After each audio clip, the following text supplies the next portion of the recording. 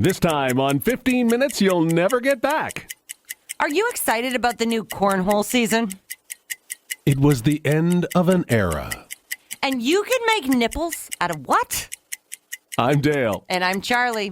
All that and more this time on 15 Minutes You'll Never Get Back. Winters can be hard, especially in Simcoe County. You're kind of stuck in the house. You need to get out. You need to find something to do. Mm-hmm. Often there's leagues. Like there's fantasy hockey and bar leagues of some sort. I came across this league, which I am legitimately intrigued by. The Barrie Cornhole League. The Barrie Cornhole League. Barrie Cornhole. So again... Is this the thing you would do in a bar? Well, no. It's going to be at the Barrie Curling Club. So, cornhole is where you try to toss those beanbags into that little box thing. Right. Right.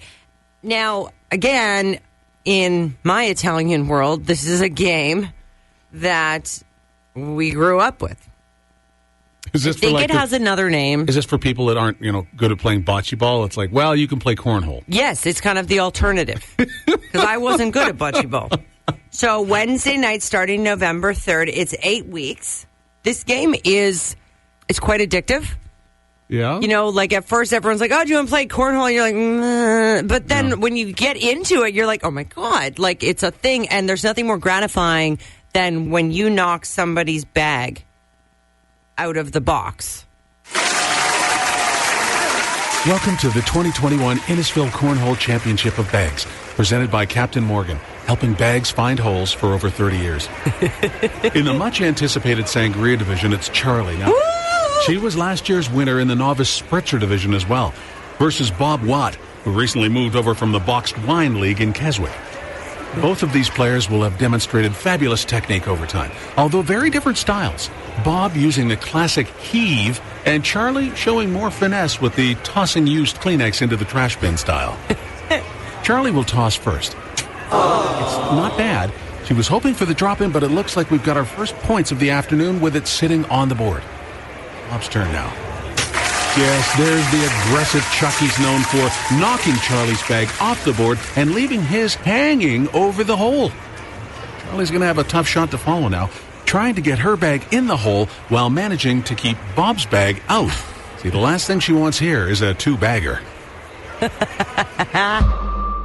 Here's some good news. Mm-hmm. If you've ever realized you've just spent 15 minutes talking to your dog while they stare blankly at you and then occasionally lick themselves, it's it's Look, not that Can you stop licking yourself for just a minute? I'm trying to make a point here. It's not that you're a bit off. It's actually a sign that you're smart. Oh. So a behavioral scientist from the University of Chicago says that when you talk to your pets, your plants, and even your car, or anything else that's not actually a person, you are demonstrating a high social IQ and an uniquely human need to bond and connect. With your car? Yeah, so there's this author of a book called Mind Wise, and basically he says recognizing the mind in other animals, a god, or even a gadget is a reflection of our brain's great ability rather than a sign of our stupidity. So when you see me randomly talking to myself in my car, It's not that I'm stupid. No, but you're talking to yourself. There's a difference between talking to yourself and talking to your car. Yeah, well, nobody else seems to listen. Did you ever see that Stephen King movie, Cujo? It was from 1981. Bits and pieces of it, Okay. the dog one. Right. So, I've never watched it. I've heard it's horrific. Mm-hmm. Okay. Mm-hmm. Stephen King apparently now has written a sequel. Oh. It's called Rattlesnakes. And it's about Vic Trenton, who is the father of the little boy in Cujo. Okay. So I'm not going to... Yeah, right. Okay. So I've never, again... I can't... I have a problem with even happy movies. Yeah. With animals involved. Babe almost killed me. But this is going to be a not happy movie. Well, no, it's Stephen King. I don't think he's ever done anything happy. And rattlesnakes. Well, Rattlesnakes is what it's called. So I'm assuming the amphibians will be involved. Are rattlesnakes amphibians? No. What are they? They're just reptiles. Oh. What's an amphibian? Like a frog. Can live in water or in air. Right. And when did we learn about this? Grade 3? Maybe? Grade 3 science? Or some people today. You know what? Whatever. It's going to be a horror movie. Okay, I don't know. Okay, it's going to be scary. Don't go see it.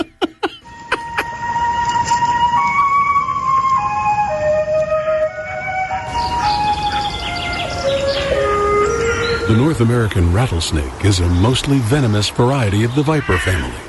All rattlesnakes are predators, which is why they're often linked to a number of human professions. While not amphibious, rattlesnakes are reptiles. But frogs, while not reptiles, are amphibious, meaning they can both breathe air and drink like a fish, another trait found in some humans. Dale. The main habitats of the rattlesnake include areas in the south, east of the Mississippi, the Mojave Desert, Shanty Bay, and some lawyers' offices.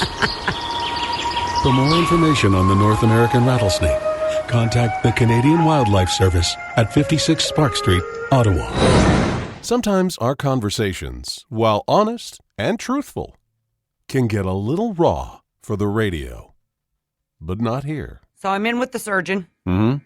We have now determined which implants will work for me. So what the surgeon does is she actually orders like 5 or 6 different sizes.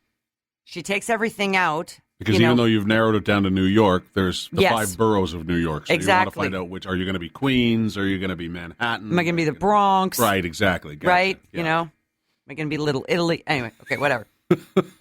So, again, we hope for scenario A, which is, a good surgery, nothing goes wrong, but circulation is key, right? Sure. So with Yeah, your yeah. blood, with your oxygen levels, and she will not know until she's in there and doing a few tests and checks to see if everything will kind of take and mold to itself, including, and this is a legit concern, I think, for a lot of women that are having this procedure, is do I get to keep my own nipples? Right. So in some cases, it's just not, you can't, they need to take everything and it's for the best. Yeah. And then, you can get tattoos and things like that. Yeah. So again, scenario A would be, yes, I could. Okay. But again, pending circulation. So that's the hope, but she'll do a check and she'll be like, look, we can't, they're going to die, blah, blah, blah. Okay. But I said, okay, so what do we do then? She goes, listen, she goes, I can make nipples out of anything for you, love. She goes, in fact, the most popular way to make nipples is from your vagina. And I'm like, back the bus up. What? I go, so you're telling me you're going to take my southern part and add it to my northern part? That's And the first she's time like, anybody from the South has moved north. right? And she's like, well, yeah. She goes, when you, like, aesthetically, she goes, it's the same tissue color. Oh. And I'm like, well, I don't think me or most people in life have ever thought about that. I never have. Right? Until now. You'll go home. Honey, can I see that? And can I see that? I need to compare. But no, seriously. So she's like, yeah, she's like, this is sort of how we would most likely Really? try. And it's because too, the lady part just keeps making tissue. It's like a magical place down there, apparently, for surgery Magical place. for everything. It keeps regenerating? Yeah, basically. And she's like, this is the best place for us to pull from to try to create real nipples. She says, the only problem is because they're over time, sensation might come back, because you never know. Yeah. She goes, most women don't like it because they protrude always. Like you can always see them. It's always cut last time? It kind of is, right? Because it's aesthetic, right? So As opposed to functional. Going forward, everybody's going to go, do you want me to turn the heat up in here, Charlie? A little cold? I'd be like, no, it's just my vagina nipples. They just got a mind of their own. Oh, God. It's funny, but it's true, but it's sad. But anyway, so... wow. Right? Okay. I just... All right. Uh-huh. So I just got back from Thunder Bay. I was up there taking care of some family business. So it was not one of my usual vacations, but I had to go to the bank at one point. And this is another one of those only in Thunder Bay stories. Okay. Only in Thunder Bay. So there I am. I'm running into the bank, standing in the bank, and we're waiting in line. There's only about 3 of us in line, and all of a sudden one of the tellers, because there's only 2 tellers that are open, and one of them turns to the other one and says, I got to go outside right now. And I'm like, well, wait a minute. Can you not serve us? There's only 2 tellers open. He goes, I got to help my one of my coworkers outside. They're stuck with their truck. And I'm like, stuck with their truck? Doing what? What? And then the other teller turns and says, no, we can't. You can't go right now. And so I'm not really sure what he's talking about until I get outside. Okay. And I realize how his buddy is stuck with his truck. And here's where it just seems to be only in Thunder Bay. Because everybody up there drives a truck. Mm-hmm. And they all have trailer hitches on them. Okay. Because everybody has a trailer for their truck, of course. Well, his buddy, I guess, or coworker, I think it's a coworker, had backed his truck up too far. And the trailer hitch had actually run into a car behind him. Oh, God. And that car was now hooked up on the trailer hitch. But the guy's not a tow truck, okay? But it had that same feel to it.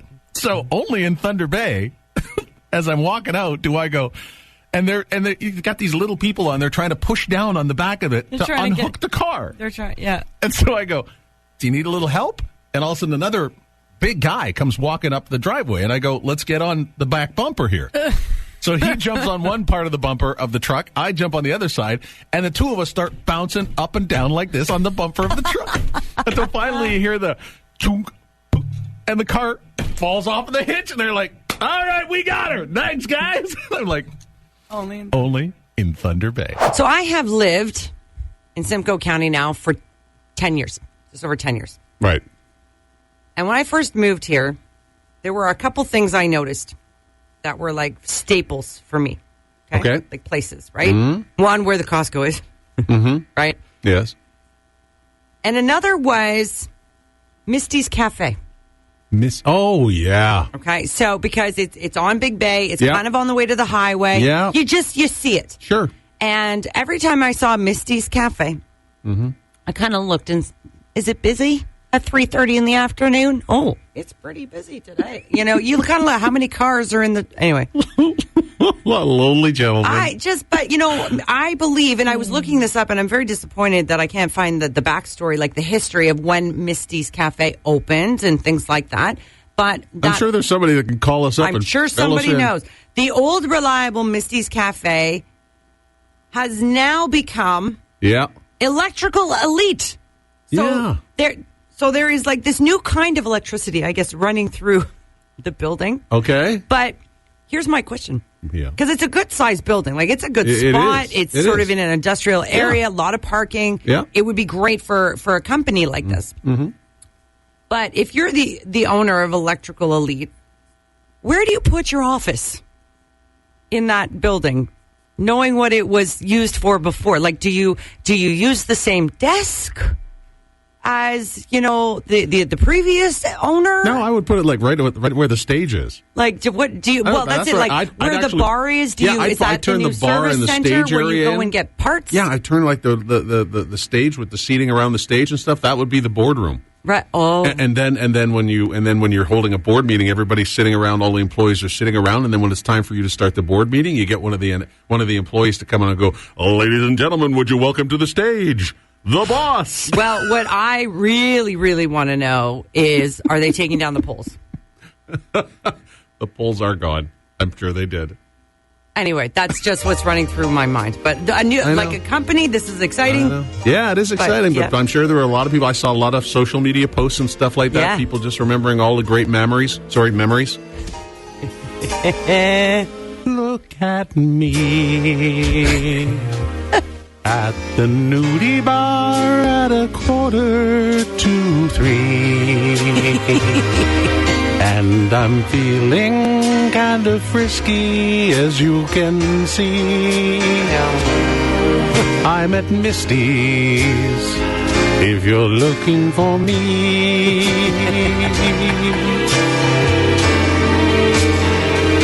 2 more beer, 1 for me and my new friend here.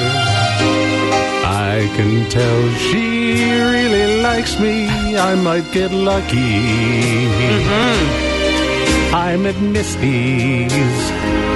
Where else would I be?